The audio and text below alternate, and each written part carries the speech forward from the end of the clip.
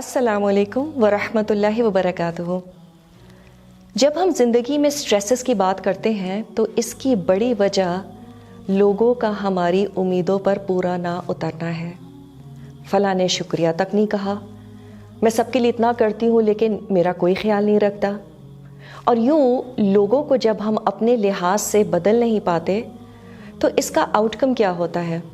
Depression, disappointments, anxiety attacks, heart breaks, and you name it. And relationships are ruined. Our complaints are mostly based on expectations from others. Don't you agree? But what does this tell you? This shows that your iman on akhirah is not clear. ہمارا آخرت پر ایمان واضح نہیں ہے، کامل نہیں ہے۔ وہ کیسے؟ یہ دنیا دار الجزا نہیں ہے، we know that. This world is not a place for payback.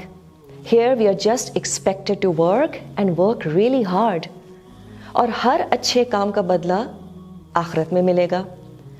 تو ایک برا شخص کیسے اس دنیا میں اتنا خوش نظر آتا ہے اور ایک نیک شخص کی زندگی میں کیسے اتنی پریشانیاں ہوتی ہیں؟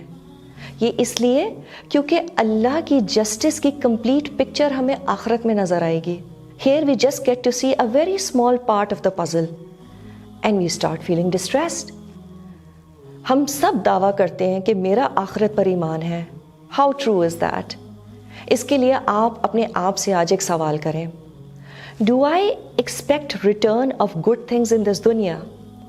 جب میں کسی کے ساتھ اچھا کرتا ہوں یا کرتی ہوں تو کیا میری اس شخص سے امیدیں بڑھ جاتی ہیں؟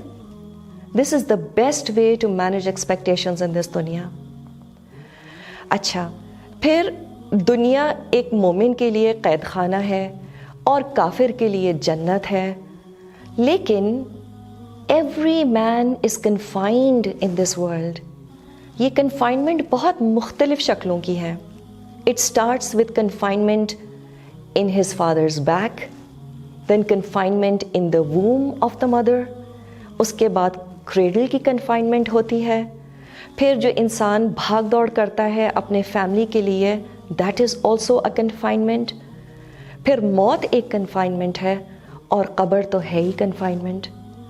تو دنیا میں تو سختیاں ہی سختیاں ہیں۔ جو اللہ کو راضی نہیں کرتے ان کی زندگیوں میں بھی ہارڈ شپ اور کنفائنمنٹس تو ہیں، لیکن ہم ان تمام سختیوں کو بالکل بھول جائیں گے اگر جنت میں پہنچ گئے انشاءاللہ۔ لیکن اگر آخرت میں خدا نخواستہ جہنم میں جھونکے گئے پھر تو یہ نہ ختم ہونے والی کنفائنمنٹ ہوگی نا۔ تو اس دنیا کے سٹریسز بہت عارضی ہیں اور اللہ نے اچھے کاموں کے بدلے کا وعدہ اس دنیا میں تو کیا بھی نہیں ہے۔ یہ دنیا تو ایک ایگزامینیشن ہال ہے۔ کبھی امتحان کے دوران ہمیں مارکس دیے جاتے ہیں تو صبر، دیٹس دا کی ٹو سکسیس۔ اللہ بڑا قدردان ہے، ہماری نیکیوں کو ضائع نہیں ہونے دے گا۔ تو جب کسی کے لیے اچھا کریں، جب اپنے اچھے اخلاق کے باوجود لوگوں سے اپریسیشن نہ ملے، دوست کے لیے کچھ کریں، شوہر کے لیے کچھ کریں، ساس سسر کی دل سے خدمت کریں، تو اس کا ریٹرن اللہ سے مانگے، اور بہترین ریٹرن آخرت میں ملنے والا ریٹرن ہے۔ اس کا اس دنیا میں بھی ایک بہت خوبصورت ریٹرن ہے ویسے، اور وہ کیا ہے؟ You are going to sleep peacefully. آپ بہت پرسکون رہیں گے، اور اگر لوگ آپ کو اپریشیٹ نہ بھی کریں آپ کی ریلیشن شپ ان سے خراب نہیں ہوگی۔ پھر لوگوں کے غلط رویے سے اللہ آزماتا بھی تو ہے کہ ان سے جو اتنے اچھے ہو تو کس کے لیے؟ کیونکہ اگر واقعی صرف اللہ کے لیے ہے تو پھر دوسروں کے رسپانسز سے کیا ماتھے پر بل آنے چاہیے؟ Will it make you sad? Should your heart break? No. And why? Because there is a bigger yes burning inside you. اور میں آپ کو بتاؤں، اللہ ہم سے اتنی محبت کرتا ہے کہ وہ ہمیں اس دنیا میں پھر بھی اکثر اوقات محبت دے ہی دیتا ہے، عزت دے ہی دیتا ہے، لوگوں کی تعریف بھی دیتا ہے۔ لیکن کیوں؟ Guess what? That's a test too. تاکہ وہ دیکھ لے کہ کہیں ہم اگلی بار جب کسی دوست کی مدد کریں، یا اپنے شوہر کے لیے کچھ خاص کریں یا اپنی ساس کے لیے کچھ خاص پکائیں تو نیت کیا ہے؟